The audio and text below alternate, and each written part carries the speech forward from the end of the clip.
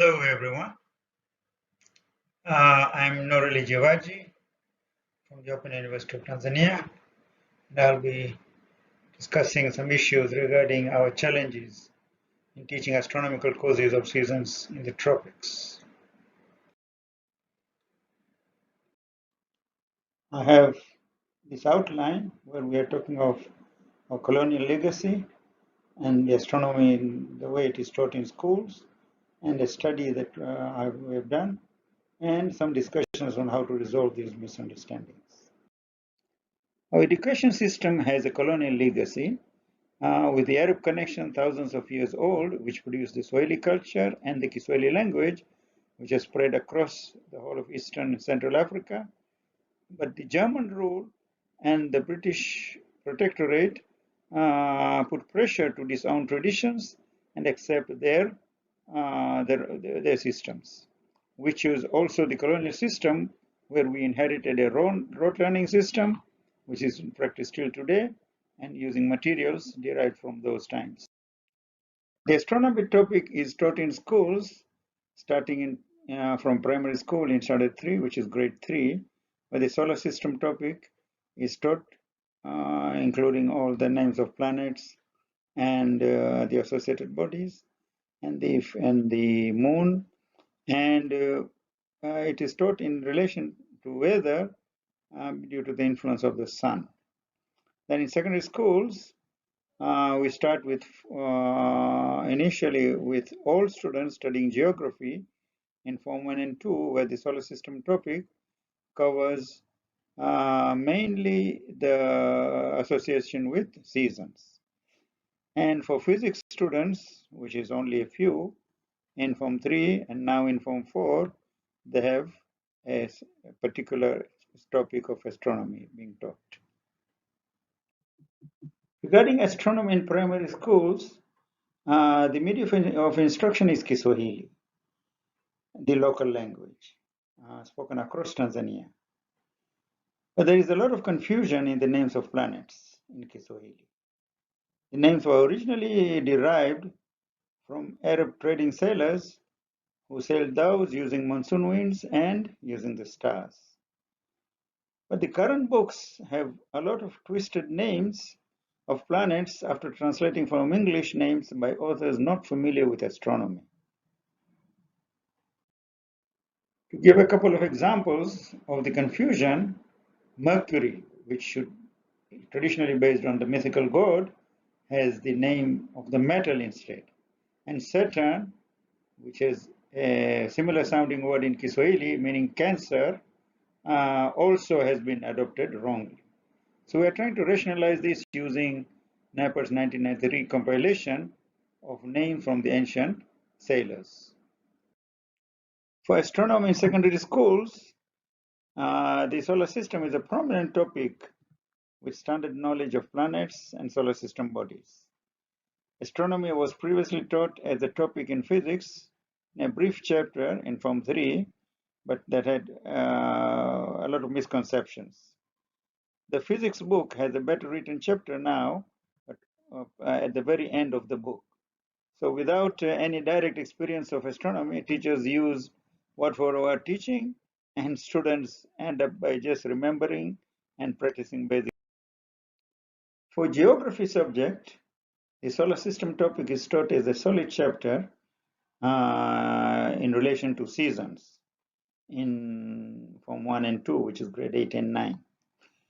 Here, the reason for the cause of seasons, which is the inclination of the Earth's axis and its orbit around the sun, are shown in diagrams, which is quite difficult to picturize mentally.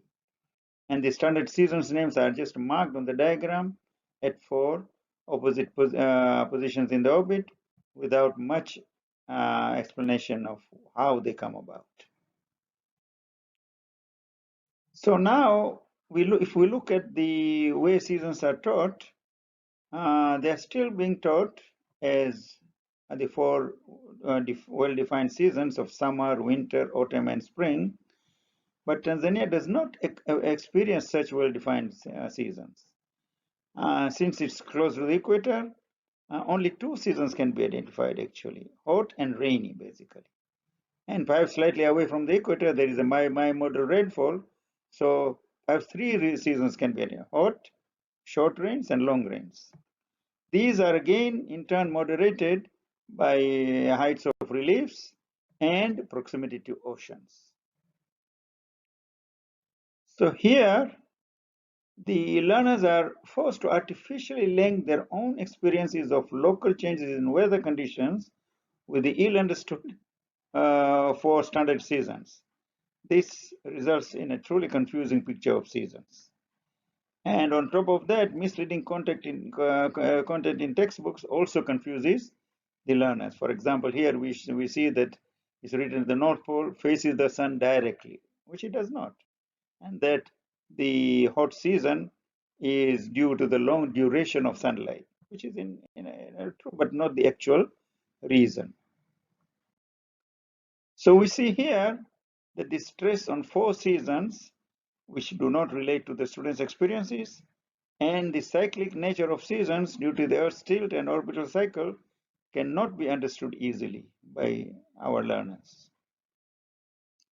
So in order to understand how much understanding people really have, we had a questionnaire-based study where we asked about relationships of astronomy to different topics in geography, conditions for the standard seasons, why it is cold at the poles and on top of Kilimanjaro, and why it is hot or cold.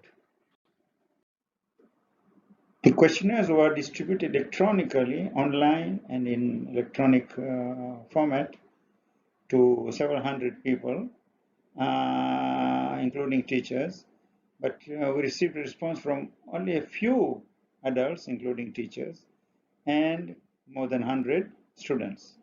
This reluctance from teachers, we take it as showing that people are not ready to show their lack of understanding of relationship of astronomy with geography. So here now we see a few results just as a sample, questions on simple aspects of astronomy, such as the Earth, the phases of the moon, eclipses, which are generally well understood, showed a good understanding. So in terms of English names for the seasons, people were recognized the summer as hot, but winter and autumn were a bit doubtful, but spring was totally unknown. So in terms of time of the year for each of the standard season, 4 seasons, there was a wide-ranging answers from January to December, although the rainy season is actually quite well known. So perhaps this question might about rainfall, because rainfall is a prominent season. Here we see that there was some reasonable understanding of rains at a particular time of the year, but there was still a confusion, as you can see, between the true and the false. Regarding ice and snow on Kilimanjaro, there was a reasonable understanding due to elevation, since Kilimanjaro is the highest peak in Africa and is also, in fact, the tallest freestanding mountain in the world.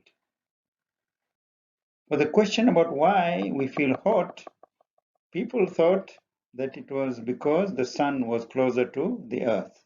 And this is because of a stress on perihelion and aphelion concepts.